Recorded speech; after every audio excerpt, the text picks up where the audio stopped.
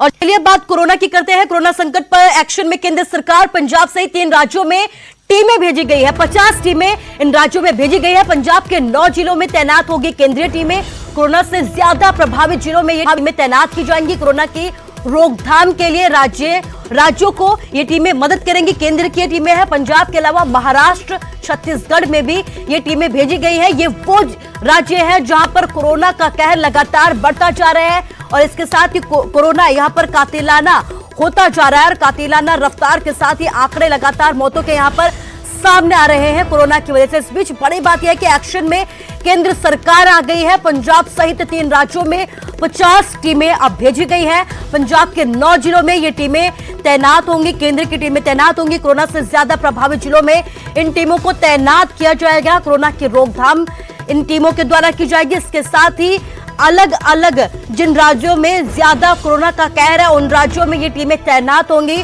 पंजाब के अलावा महाराष्ट्र, छत्तीसगढ़ में ये टीमें भेजी गई हैं। आपको बता दें कि पिछले 24 घंटे में पिछले दिन अकेले एक दिन में 1 लाख से ज्यादा केस सामने आए थे, जो अब तक का सबसे बड़ा आंकड़ा है कोरोना का।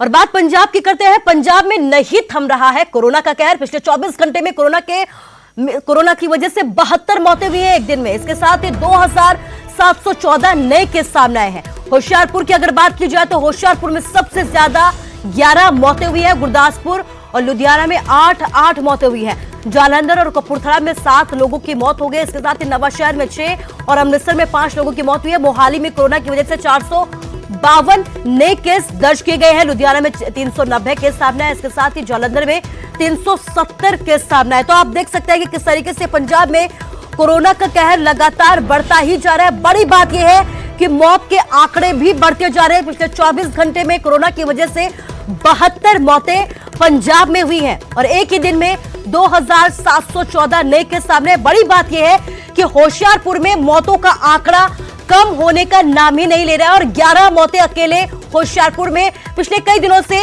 इस तरीके के आंकड़े होशियारपुर से सामने आ रहे हैं और एक बार फिर से 11 मौतें हुई हैं। गुरदासपुर और लुधियाना में भी इसी तरीके के आंकड़े सामने आए हैं और एक बार फिर से 8 मौतें यहां पर हुई है कोरोना की वजह से। जालंधर और कपूरथला में भी 7 लोगों की मौतें हुई है। नवाशहर में 6, अमृतसर में 5 लोगों की मौत हुई है। कोरोना से जो मामले हैं मोहाली में वो 452 आए हैं। लुधियाना में 390 और जालंधर में 370 नए केस सामने आए हैं।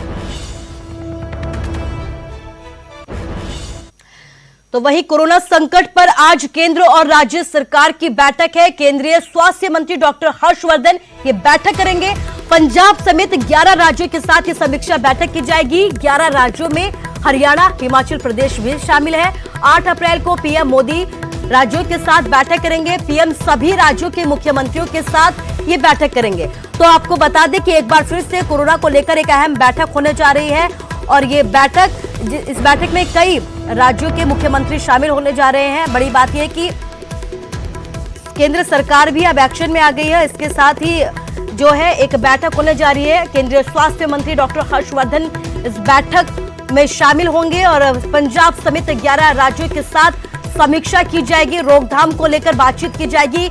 आंकड़े क्यों बढ़ रहे हैं, लापरवाही कहां पर सामने आ रही है, इसको लेकर बातचीत की जाएगी। रोकथाम कैसे की जाए इसे लेकर चर्चा की जाएगी और इसी को लेकर आज एक अहम बैठक है। कोरोना संकट के बीच केंद्र और राज्य सरकार की यह बैठक है जिसमें केंद्रीय स्वास्थ्य मंत्री डॉक्टर हर्षवर्धन की तरफ से यह बैठक ली जाएगी और इसके बाद पीएम मोदी की तरफ से भी एक बैठक ली जाएगी जिसमें सभी राज्यों के मुख्यमंत्रियों के साथ कोरोना को लेकर चर्चा की जाएगी।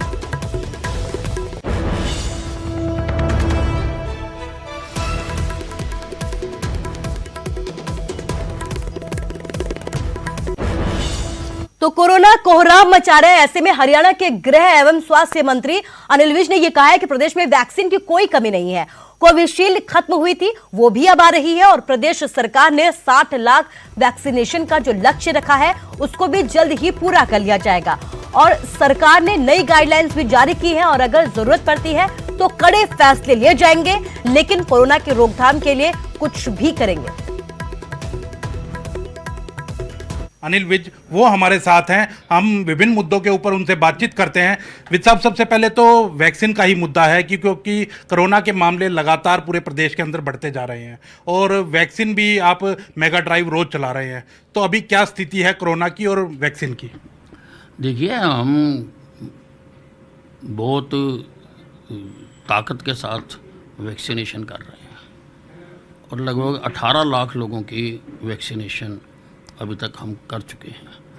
45 साल से ऊपर लोगों की संख्या लगभग 60 लाख बनती है, तो हमें उम्मीद है कि 30-40 लाख लोगों को हम अप्रैल महीने में वैक्सीन लगा देंगे।